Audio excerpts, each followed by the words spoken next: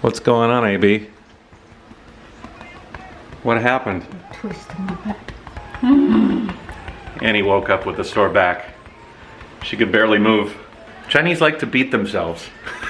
You'll see them hitting themselves up against trees and all sorts of shit. Americans, we like nice, sensual, soft massages. Chinese are like, punch me. This little patch, did you get these in Japan? Yeah.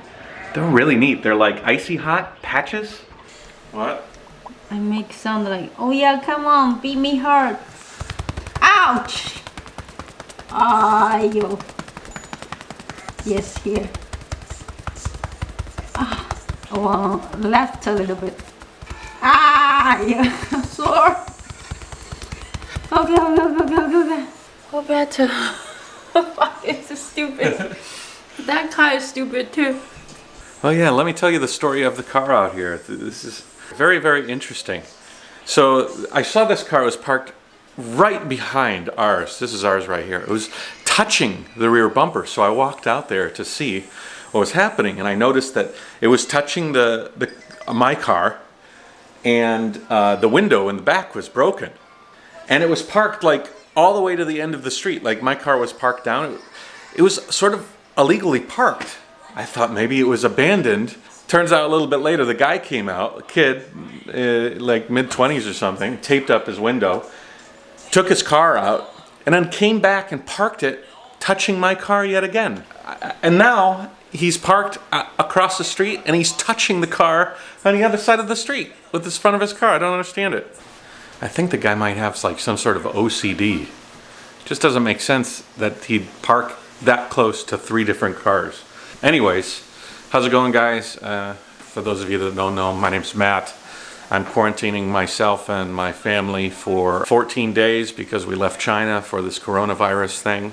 My family in China is still delivering news to us from the city of Ningbo, where we came from. Ningbo is south of Shanghai by a few hours. I'm going to tell you a few updates, and I'm also going to show you some video of some friends who are in China right now.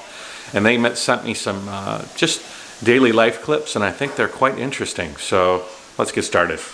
All right, so first let's start off with the update on the confirmed cases. 37,593 cases, 814 deaths, and total recovered is 2,924, according to the Johns Hopkins statistical map. And links for that are in the description. It's kind of a nice way to keep up with statistics on this virus as it does what it's going to do. If you look at the chart, it looks as though it's plateauing slightly, so this could be an indication of us getting some sort of a control on the situation, or it could be a false alarm, and some of those people who are not showing symptoms are going to. Ningbo is a city of 8 million people, and out of that 8 million, we've sent a number of doctors into Wuhan to help the sick and dying. Today, kind of the notable news, Ningbo sent 121 new recruits out to Wuhan to help out with the medical process. Before they go out there, the men have to shave their heads, and the women actually shave their hair all the way down. They don't have anything that could potentially grasp onto the virus, and they're easier to clean once they've left the potentially infected area. Another news that we've got in Ningbo is that there's a cough medicine ban in pharmacies. If you had a cough in Ningbo and you wanted to go out and get some cough medicine and you were sure you weren't infected, or you think you're not infected, you'd go to the pharmacy and you wouldn't be able to buy any cough medicine. It had been sort of something in the works because if you wanted to get cough medicine, you had to sign on a list that said you were ordering cough medicine, and the person at the pharmacy would have to report that to the government. And then most likely you'd get a knock at the door, because the onset of this coronavirus is sort of flu-like symptoms, and they're trying to keep tabs on it. I would not want to get a knock on the door from people in the current state. There's a lot of paranoia and fear and bigotry, and being sick in any way right now puts you at a real risk. Maybe that's not everywhere in China, but the places and clips I've seen have seen, unfortunately, sick people treated very poorly. So that's a new thing. No cough medicine at pharmacies anymore. after Chinese New Year, the end of January would see factories and businesses and things reopening after the Chinese New Year holiday. But in this case, factories have been pushed from opening until March. It's pretty incredible.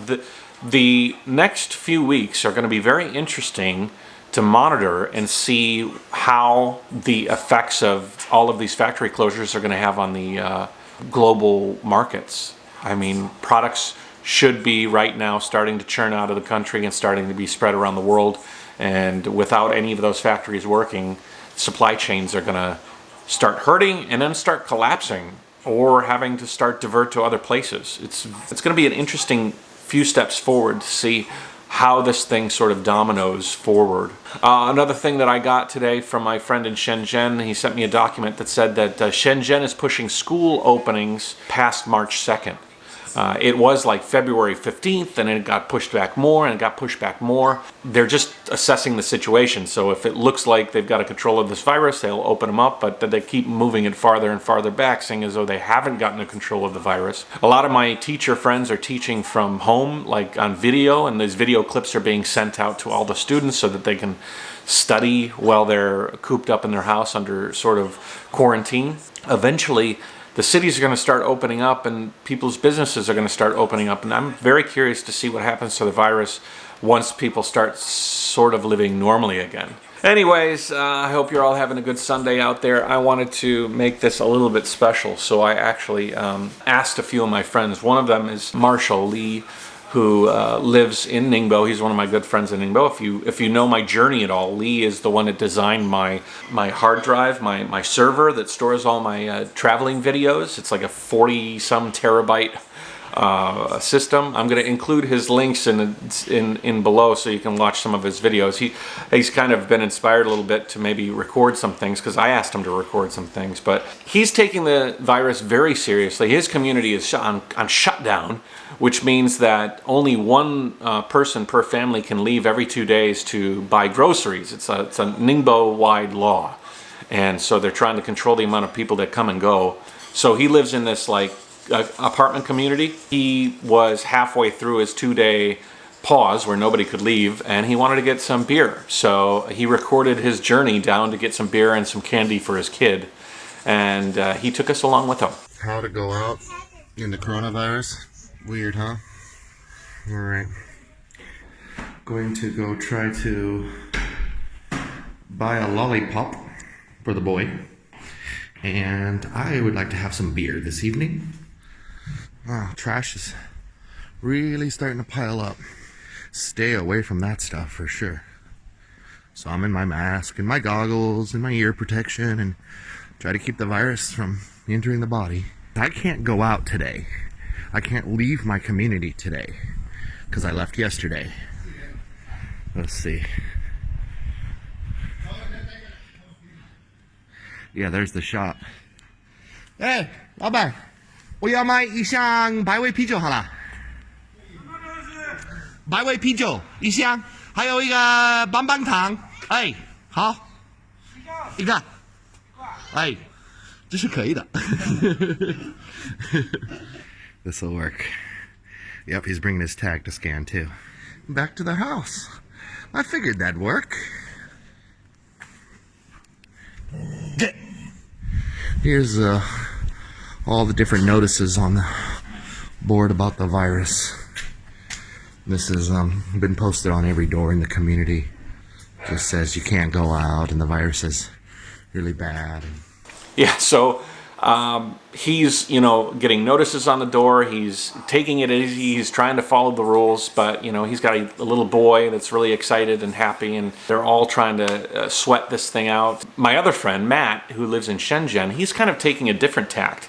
He's being a bit more relaxed and not taking as many precautions, but he's also has less restrictions. Shenzhen right now does not have this one-time leave per 2 days per family rule. Each kind of city makes their own sort of guideline. So let's take a peek into his life and see what he's doing and let him kind of show us around Shenzhen, which is one of the most populous cities in China. Well, used to be. Hey everyone, Matt. How's it going? I'm here in Shenzhen, China, in the southern part of China, under the threat of the coronavirus. That's better. I'm on my evening walk. This is how I normally walk through most times of the year without the threat of the coronavirus, except for this little bad boy. Not many people around. And those who are wearing masks. I don't see how that's going to help me when the virus itself does not appear to be that big of a threat to people who don't have underlying health concerns like myself. Actually, what we're looking at here, that weird shape there, is an amphitheater. Really fantastic inside, one of the best in the world, but it's empty because all public events have been called off at the government's request. That includes cinemas. This is Hohai MTR station, subway. It's usually a really busy place. The MTR, the subway, is still open. It runs normal hours, I believe. This area is restaurants, and they are usually packed on a Saturday night. This is delivery guy, food delivery. They're still working, thank goodness. Some of the restaurants decided to remain open. They're getting a pretty good customer order through, and then the delivery people pick it up and take it back to the estates.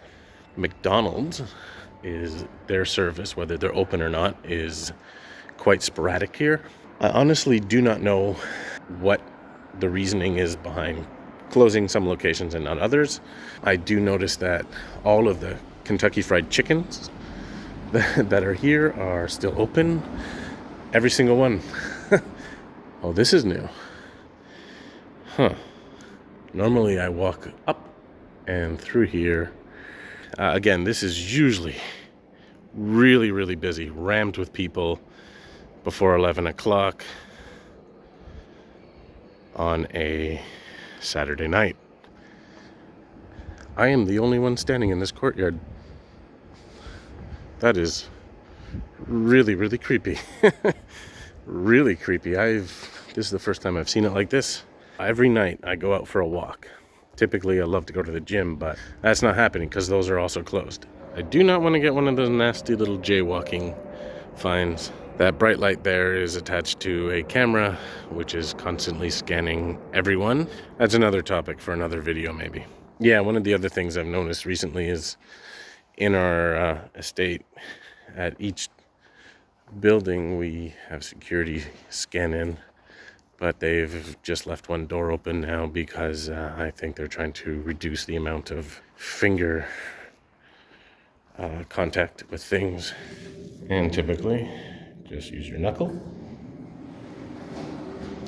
And in the lift, they're actually got tissue paper now. Hit the button, and up you go. Keep your tissue paper, throw it in the bin. You know, it's the little things, right? They're helping out, making sure they reduce the risk. So yeah, I mean, this is it for the video. I just kind of wanted to show two different perspectives. If you're living an interesting life in China and you want to share your video and you want to kind of give me a little bit of a perspective that I can share with my community, please send me an email or a message, and I would be happy to kind of share it. And I think it's interesting to take these peeks into normal lives, people that are doing certain things. It would be interesting to see somebody's normal life in Wuhan. I've seen a lot of vlogs out there like that. But 6 more days until the end of our quarantine, so we're just sweating it out. Eva is watching her iPad way too much. You have too much iPad, baby. But as soon as we get off quarantine, we're gonna go back to Detroit, and I'm gonna unplug her from that iPad, and we're gonna go outside and play and have a good time, enjoy Detroit in the wintertime as much as you can enjoy Detroit in the wintertime. But it's better than the coronavirus.